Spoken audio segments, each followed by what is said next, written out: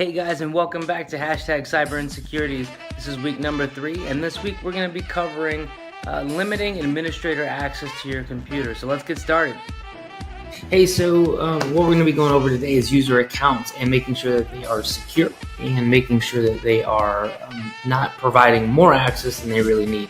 So we talked about passwords. We also talked about keeping track of the devices that you have. So today we're going to go over, like I said, setting up an account to ensure that you don't have administrative access all the time.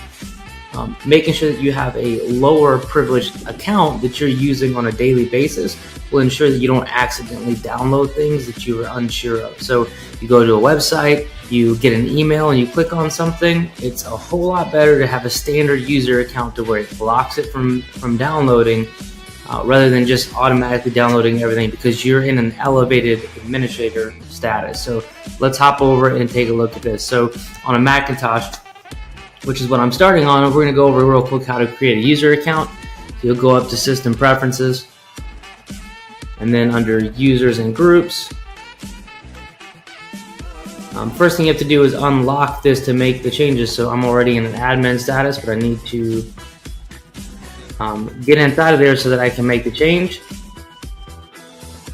But now that it's unlocked, we can create a new account. So click on the plus symbol right here. We're going to name it Everyday Chase, and that's the account name. So we're making this to be a standard user. If you look up here, we have administrator, standard, we have managed with parental controls, and sharing only. So depending on what type of account you want to use, I would recommend creating a standard unless you're creating it for a child, in which case you would do manage with parental controls, because then you can set up the parental controls from the admin account and make sure that your children aren't able to get the things that you don't want them to, or download things that you don't want them to. So we'll start off with the standard. I have a standard account. So whenever you're logging in, when you go to first log into the computer, just log in with the everyday one, right? So that I named it Everyday Chase, but you can name it whatever you want to. Log in with that account to make sure that you're not coming in with elevated privileges, so that you don't accidentally download something or accidentally pull something out of an email that might affect your computer. It's going to prompt you and say, in order to do this, you have to have administrative privileges, and that will just make sure that you don't have to do anything. I did talk about parental controls right here. As an admin on the Mac, you can click this, open the parental controls, and you can set what you do and don't want to be on there. This one, allow this user to be administrator. We don't want that to happen, because we want to make sure that this one keeps a standard user privilege so that it's not accidentally making things change. And then once you're finished with it, good practice to go ahead and relock this to make sure that account can't be removed or another one added, say if you walk away from the machine.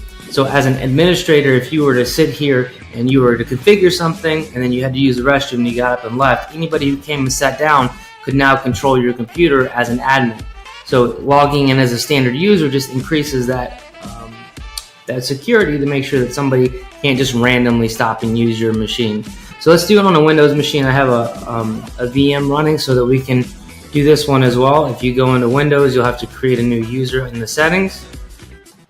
So we'll go into the settings and then under accounts. So this is a little bit different because with the Windows 10 now, it tries to make you sign up an account using your Hotmail account or using your Windows Microsoft account. But we're going to do it in a different way. So we want to do family and other people. So this is for access to the computer. We're going to add someone else to this PC. Now you'll notice that the first thing it's going to ask you for is either a phone number or an email address. And those are the email or phone number that's associated with another email account using Microsoft 365. We don't want to do that. So we'll go down here and say, I don't have this person's sign-in information. It's going to try to get you to create an account, a new Hotmail account or an Office 365 account. We don't want to do that either. So we're going to click another option that says do this without creating an account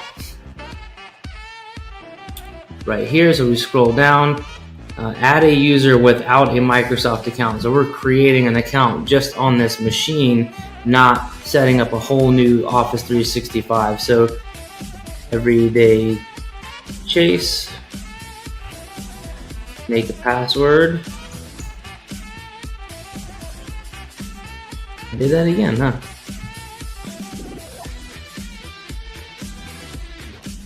S4 demo. Now you'll notice on this one, it doesn't give you the option for what type of user it's going to be. It's creating this account on your machine, and then we're going to go set what type of user it is.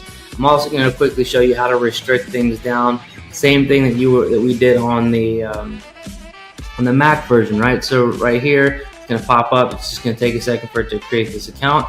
Right now, it's created as a local account. We're going to click on it and then change account type. All right, because we want to make sure this is set as a standard user, not as an administrator. All right, so it comes up as a standard user. We want to ensure that it's not set to administrator because we want it to be restricted so that it can't download or accidentally install things on your computer that you don't want to be installed, especially if this is an account for your business. So down here it says set up assigned access. So this is kind of like the parental controls. You can specify what account you want. So we had an account on here that we just created,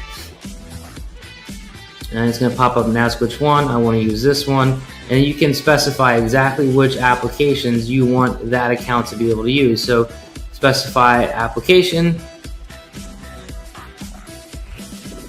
Let's say this is a person that comes in, the only thing that they ever do is social media. There's no reason they should be in Word. They shouldn't be on anything except for Google Chrome. We would set Google Chrome as the application in here that they have access to so that they can do their job but not get access to everything else on the machine that they may be able to mess up or break something. So that's how you set up an account on Windows 10. And again, the purpose of this setup or this tutorial is to show you how to create standard users so that you're not always an administrator on your computer.